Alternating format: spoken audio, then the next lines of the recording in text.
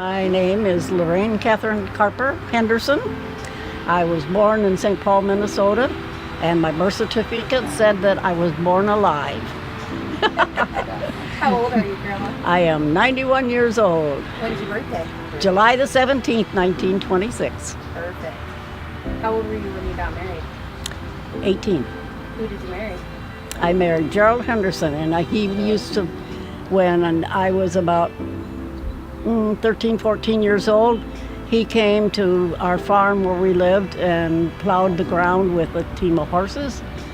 And at that time, of course, I didn't know that he would be my husband, but he turned out to be. Oh, there you go. And we dated throughout the junior and senior year of high school. And he asked me one day to marry him, and I said yes.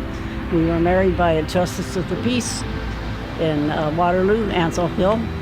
Married us, and another couple was there and stood up with us. And then we decided that we were going to go to, it was in the wintertime, it was November the 25th of 1944, because I graduated in May and got married that fall. And we were going to go to Fort Wayne to a movie, but it was cold and icy and snow, and so we decided not to, and we spent the night at his grandmother's house and told them, the couple that stood up with us were single, both of them, and we told the grandmother they were married, so they slept together anyway. Makes a memory. Where was your first date with Grandpa? First date. My mother had a friend that was going to go to the Kendallville Fair, and she had two children and her father, and she was friends with my mother, and she said, would you like to go to the Kendallville Fair? And my mom said yes. So we all piled in her car, all four of us kids, there was four of us, and her two kids, and my mother and her father and me all went to Kendallville Fair, and it was in a small car about like what your mom has. Did you kiss him on your first date? And we went to the fair. You're getting ahead of yourself. Oh, sorry. We went to the fair, and we walked around at the fair and done whatever you do in fairs, and we run into him, Gerald, at the fair, and he was with his brother and his uncle, and he asked me to walk around with him, and I said, well, I'll have to ask my mom. So she said, yes, you can. So she let me. So I went to the fair with them, and that was my first date with him. It wasn't actually a date, but it was a first date. And he bought me a pink and blue shell necklace. I was so proud of that thing. My dress that I had on when I got married was rose-colored crepe. It had a sweetheart neck, two big buttons right here, and a ruffle here, ruffle on the bottom of the skirt, had a belt in the back, and I had a black pillbox hat with gold stars on it and a veil that come down to here.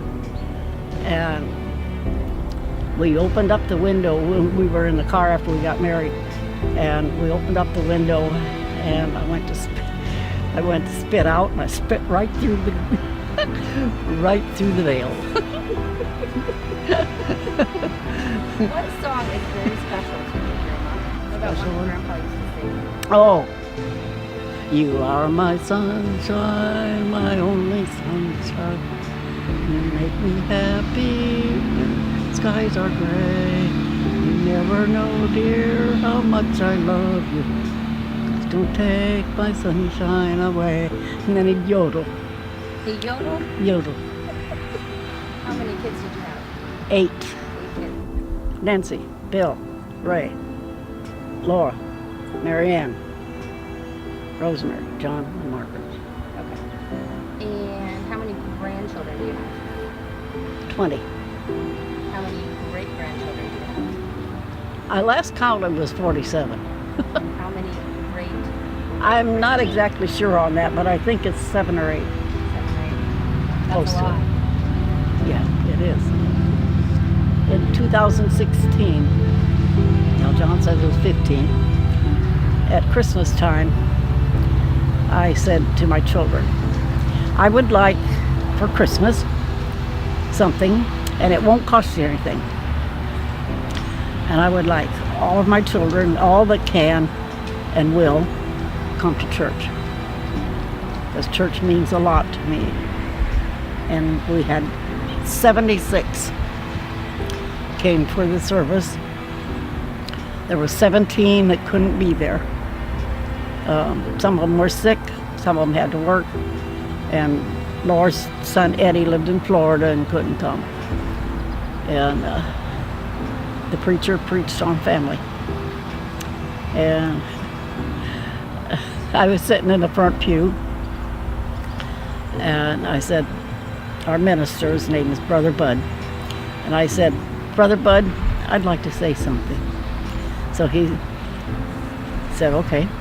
So I got there and stood up beside him, and I said, Brother Bud, I said, my family's like rabbits, they multiply. Would you say that you're a blessed woman? Oh, very blessed, very blessed. How many brothers and sisters did you have, Grandma? I had 2 brothers and 1 sister.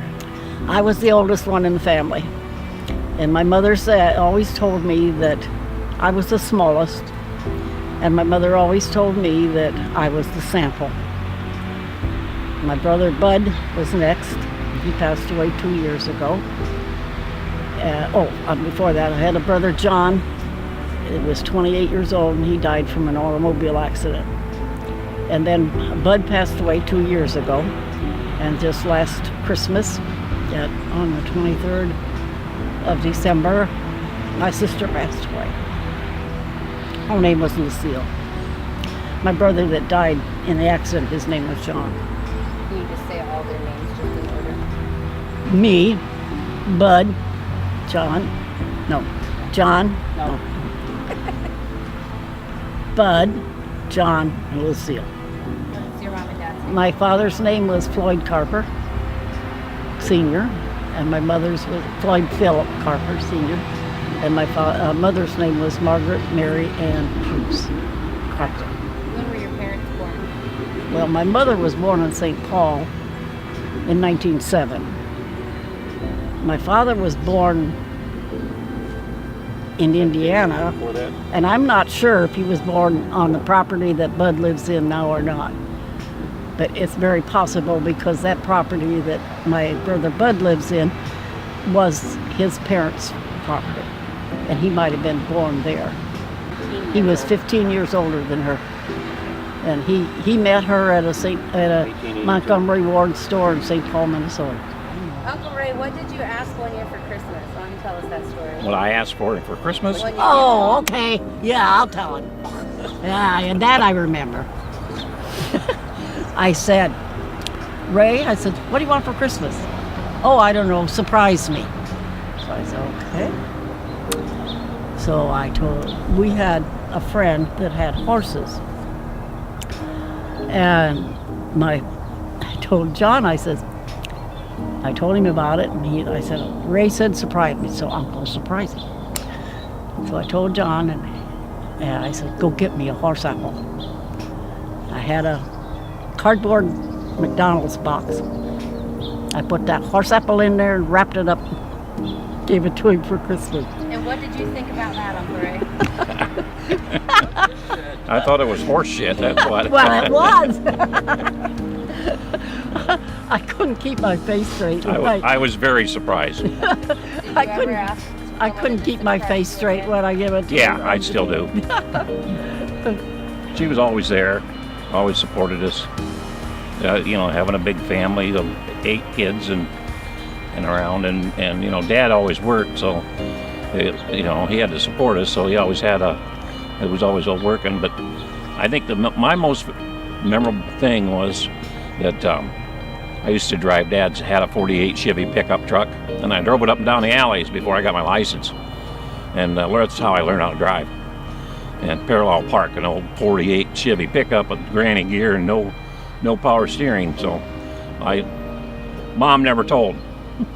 I don't even remember that. Oh yeah. She might have. when we'd have hamburgers for supper, and they were usually burnt because she couldn't boil water without burning it. And they'd be about this big around. They start out like this, but they'd end up like this. So. We used to, when we were driving in the car, we would go to Mom's parents just about every weekend over in Waterloo, over to Grandma Carper's, and we'd sing in the car. And I just thought she had the most beautiful singing voice. We would all sing together. We'd all be done. And of course, that was one way that they'd get us to shut up, get us start singing, and. So anyway, that was one thing. I always thought she had the prettiest singing voice. And then Your dad sang too. Yep. He'd sing. He'd start the Little Brown Church in the Vale. That was his favorite song. Yeah. And he'd get down. He was very, very deep voice, and he'd get down in the basement. Oh, come, come, come. He'd sing that part, and that was his favorite song. Yeah. But usually we sang church songs. We didn't really sing the popular songs of the day. We would sing Sunday school songs and things like that. We all harmonized very well off key. That was probably one of my favorite memories growing up. Like Ray said, she really was pretty well known for her cooking. I think we had blackened food before it was ever in style. So we've always given her a hard time about cooking. But one thing that I have that I thought was always that always makes me laugh, when they were married 40 years, and I asked her if she had ever had a candlelight dinner. She said no, she'd never had a candlelight dinner. And so I said, well, I will make you a fancy dinner, and I'll set the table, and I'll get everything going. And so I did, cooked them a big fancy dinner for their 40th anniversary. She had to set up a card table, and she had a lit candle setting on the tablecloth. table. She served us with a towel over her arm, just like a waitress did. And Kenny at that time had a friend that was living in Mexico, and he came to visit. Penny's one of my grandchildren, and he came to visit. He played a violin. The only song he knew was "Turkey in the Straw." So it was so romantic. He played "Turkey in the Straw" the whole time we ate. And she sat and giggled like a schoolgirl, just like I'm doing now. Yeah, she just thought that was the most romantic thing. So "Turkey in the Straw" for 40th anniversary. Need to keep that in mind when you hit your 40th, Marianne, if you haven't hit it already. She went on family vacations with us a lot when my kids were little, and we always had a good time doing that. We went down to Tennessee to visit family on Terry's side of the family, and her and Grandma Schubert got along real well. She was my babysitter when my kids were little, and we would go down and play Scrabble. We used to do Scrabble a lot, play cards. We went to Disney World. Yep, we did. And when we went to Disney World, Marianne had adopted 2 kids, Tony and Erica. This is SeaWorld. SeaWorld, okay. I thought it was Disney World. No, SeaWorld. Okay, SeaWorld. And it rained that day, and everybody, adults and kids alike, had blue ponchos on. And Tony had one on, and his was dragging the floor. It was too big for him. Dragging the ground, and we were headed to the car, and Terry and Marianne were ahead of us, and the rest of the family, and I was with Tony, and I stopped with him to tie a knot here in the poncho to keep him from falling over it. When I straightened back up, they were out of sight, nowhere, and there was sidewalks going this way and this way and this way. I had no idea which way to go. So I said, okay, Tony, we will stay here. He says, Grandma, he says, I will go find him. He was 5 years old. I said, no, Tony, you will not go find them. They'll come find us. So we sat down on the ground, and then she come right up, not very long after that, and found us.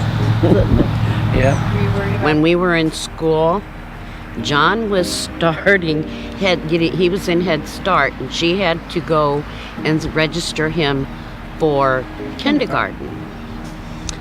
Well, my husband and I were dating then. He'd walk me to school and walk me home. Well, they just lived a hop, skip, and jump away from Grandma's back door. I opened up, he'd always stand on his back porch. I opened up the back door and this great big old plume of gray smoke come out. What'd you do, Mom? John was in Head Start, and I was helping in Head Start. And one of the ladies that was working in there also, she brought me home for my lunch. So I ate my lunch, and I thought, well, I'm going to put a pot of beans on to cook and have them for supper. So I had this big Aluminum. stainless steel Aluminum. heavy pot, probably about that thick, I think through. And I put the beans on to cook with water, and most all the time I cooked on high. I had a electric stove, and most all the time I cooked on high burner. So I had the beans on high. She come pick me up. I went back to Head Start. Didn't turn the beans down. The beans cooked dry and burnt a hole like this through the pan, and smoked down like this deep from the ceiling down. And She had to actually replace the burner because Yeah, the 'cause it burnt the pan burner. melted to the burner, and our supper looked like rabbit turds. yes. So And then we were opening windows Yeah. to let all the smoke out, and one of the windows didn't catch, and it fell down and, And broke. broke. then I went to the kitchen to peel potatoes to start supper all over again, and I burnt the potatoes. About that time, I'm bawling my head off, and my husband came home and he said, "What's the matter, honey?" And I started telling him, and he said, "That's all right, honey." He says, "We'll go out for supper." So we went to a greasy spoon type restaurant, and we had French fries and hot dogs. He's my right-hand man. If I need a light bulb changed, John, I need a light bulb change. Right now he's there. We had a meeting here a couple weeks ago. I expressed a desire to go to St. Paul to see where my grandmother was buried and to visit my cousin, which we hadn't seen for probably about 40 years. 30, 40 years. And right away, within a week, he was on the phone making arrangements to getting in touch with Keith, my cousin, for us to go visit him. And I had a cardiac appointment, and she said there's On Wednesday. on Wednesday, and well, we had on before that when we went to see Mary Wegweiser. We went to see a cardiologist, nurse practitioner in Fort Wayne, and I told her about it, and she said, "I don't see no reason why you couldn't go." By this time, I'd heard from Keith, and he said, "Glad to see us coming." So we contacted the oxygen place. He made it happen, and we just came back today. How many semis did that? Almost 5,000. Yeah. I counted the semis and dump trucks and RVs. you drive it, camper type things and buses. They all were included in it. Yeah, almost 5,000. Whose idea was it to count them? Me. I like to count semis when I'm on a trip, and it don't matter whether it's just a day trip or what. A lot of times I'll go with our Bible study group called XYZs, and that stands for Extra Years of Zip, and it's for senior citizens. And we go out to eat, and we go on trips some places, and it's day trips. We go for lunch and then maybe visit something or other, like some display place or something, and then come back. And I'll count the semis on the way and back just to see how many I can find. You are my sunshine, my only sunshine. You make me happy when skies are gray. You'll never know, dear, how much I love you. Please don't take my sunshine away. Hey, what happened to the harmony? was medium.